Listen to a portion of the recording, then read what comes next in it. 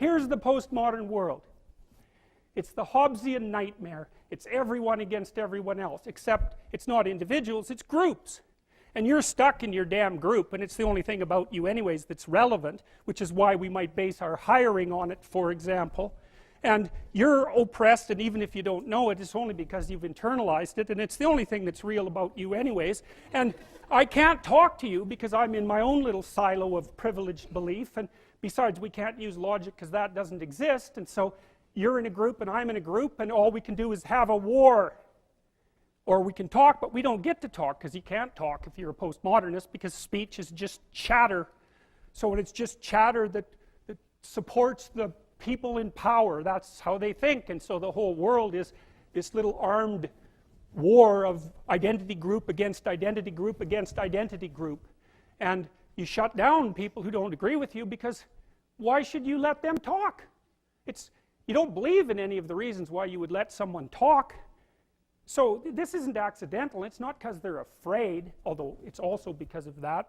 They hijack, fear. They hijack compassion. They make anyone who puts forward an alternative view into a terrorist of ideas, and someone who's heartless at the core, which is really incredibly intelligent. It's such a good strategy. It's so devious and brilliant, and it's so effective. Because who the hell wants to be labeled a bigot? You probably are a damn bigot, just like everyone else. So, and it's easy to make people feel guilty about that, and maybe they should.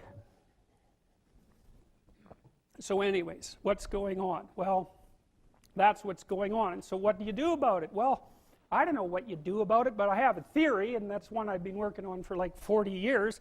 So one of the problems with postmodernism, and I'm going to take 5 minutes, and then we're done.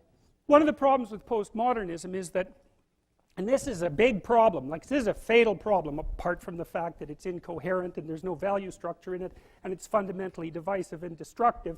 There's a logical problem with it too that's even worse. And so you might be noticing that the LGBT set of acronyms keeps growing, eh? And it's kind of a form of its own parody in some sense. It's like, well, I'm oppressed. It's like, yeah, you are.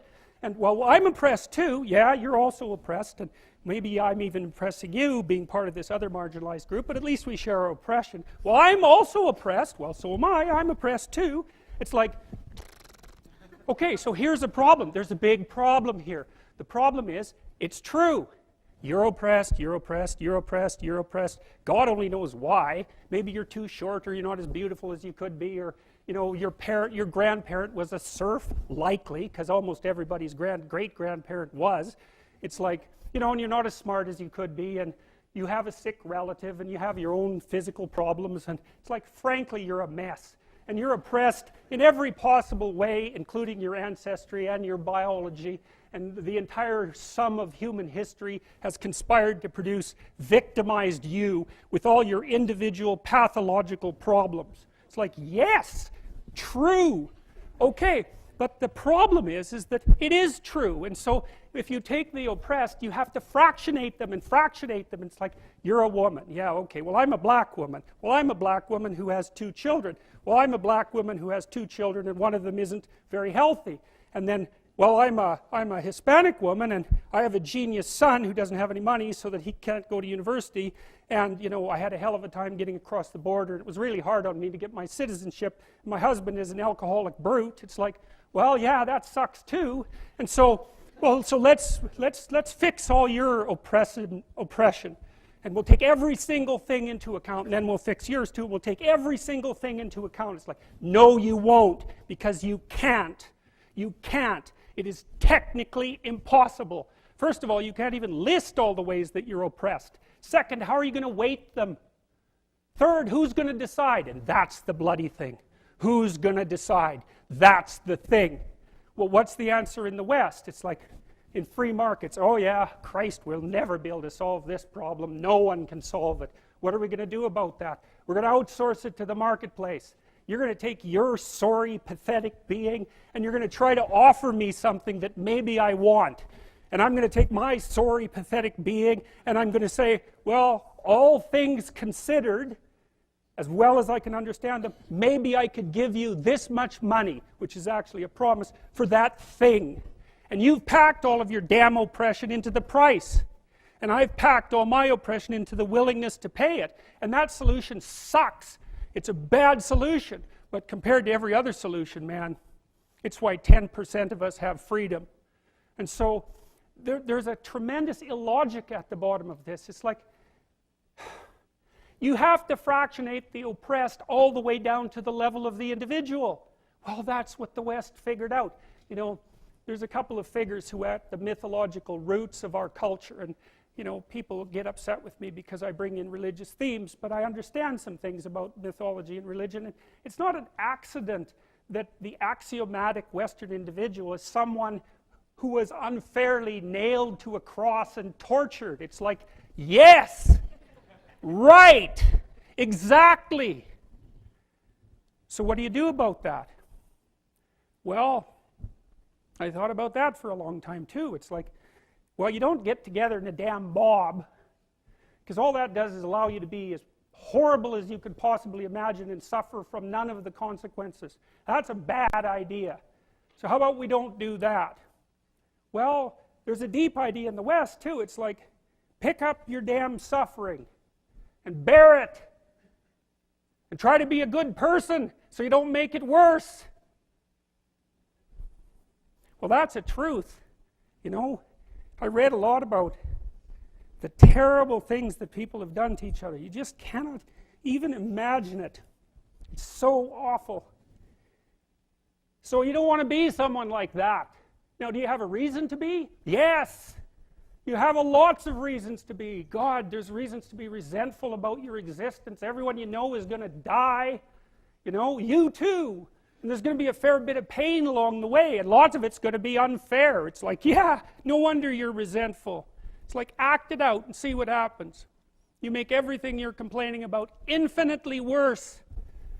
There's this idea that hell is a bottomless pit, and that's because no matter how bad it is, some stupid son of a bitch like you could figure out a way to make it a lot worse. So you think, well, what do you do about that? Well, you accept it. That's what life is like. It's suffering. That's what the religious people have always said. Life is suffering. Yes. Well, who wants to admit that? Well, just think about it. Well, so what do you do in the face of that suffering? Try to reduce it. Start with yourself. What good are you? Get yourself together, for Christ's sake, so that when your father dies, you're not whining away in a corner, and you can help plan the funeral. And you can stand up solidly so that people can rely on you. That's better. Don't be a damn victim. Of course you're a victim. Jesus, obviously. Put yourself together. And then maybe if you put yourself together, you know how to do that. You know what's wrong with you, if you'll admit it. You know there's a few things you could like polish up a little bit, that you might even be able to manage in your insufficient present condition. And so you might shine yourself up a little bit, and then your eyes will be a little more open, then you can shine yourself up a little bit more, and then maybe you could bring your family together instead of having them be the hateful, spiteful, neurotic, infighting batch that you're like doomed to spend Christmas with. So then you fix yourself up a little bit, kind of humbly, because, you know, God, you're a fixer-upper if there ever was one. And then you got to figure out, well, can you figure out how to make peace with your idiot brother? And probably not, because he's just as dumb as you, so how the hell are you going to manage that? And so then maybe you get somewhere that way, and your family's sort of functioning, and you find out, well, that kind of relieved a little bit of suffering, although it reduced the opportunities for spiteful revenge, and that's kind of a pain in the neck. And so then you get your family together a little bit, and you're a little clued in then, at least a bit, because you've done something difficult that's actually difficult. You're a little wiser, and so then maybe you could put a tentative finger out beyond the family and try to change some little thing without wrecking it. It's like, our society is complex, and we teach our students that they could just fix it. It's like, go fix a military helicopter and see how far you get with that. It's like, what are you going to do? You're like a chimp with a wrench. Whack! Oh, look, it's better. It's like, no, it's not better. Things are complicated, and to fix things is really hard. And you have to be like a golden tool to fix things, and you're not. So, and that's the other message of the West. It's like, how do you overcome the suffering of life? And I'm not saying it's only the message of the West. How do you overcome the suffering of life? Is be a better person. That's how you do it. Well, that's hard. It takes responsibility.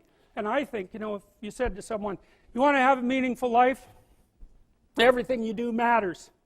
That's the definition of a meaningful life. But everything you do matters. So you're going to have to carry that with you. Or do you want to just forget about the whole meaning thing, and then you don't have any responsibility because who the hell cares, and you can wander through life doing whatever you want, gratifying impulsive desires for how useful that's going to be, and you're stuck in meaninglessness, but you don't have any responsibility. Which one do you want? Well, ask yourself, which one are you pursuing? And you'll find very rapidly that it isn't the majority of your soul that's pursuing the whole meaning thing, because, well, look what you have to do that. You have to take on the fact that life is suffering. You have to put yourself together in the face of that. Well, that's hard. Christ, it's amazing people can even do it. I'm stunned every day when I go outside and it isn't a riot with everything burning.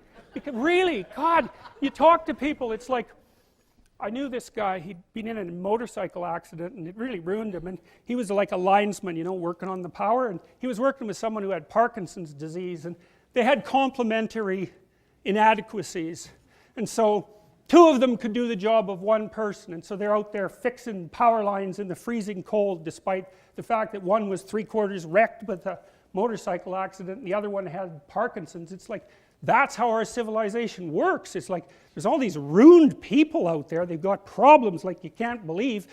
Off they go to work and do things they don't even like, and look, the lights are on. My God, it's unbelievable. It's a miracle. It's a miracle.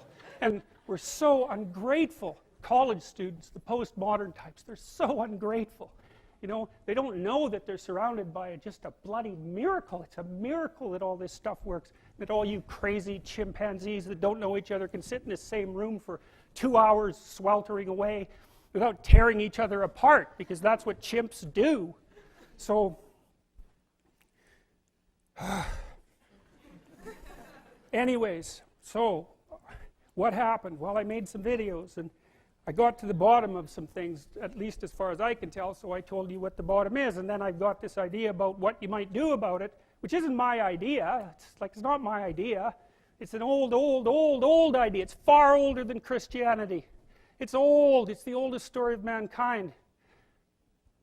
Get yourself together. Transcend your suffering. See if you can be some kind of hero. Make the suffering in the world less. Well, that's the way forward, as far as I can tell, if there is any way forward. And that's what's under assault by the postmodernists. So look out, because they know exactly what they're doing, and they know exactly why they're doing it. And that's what it looks like to me. So, that's it.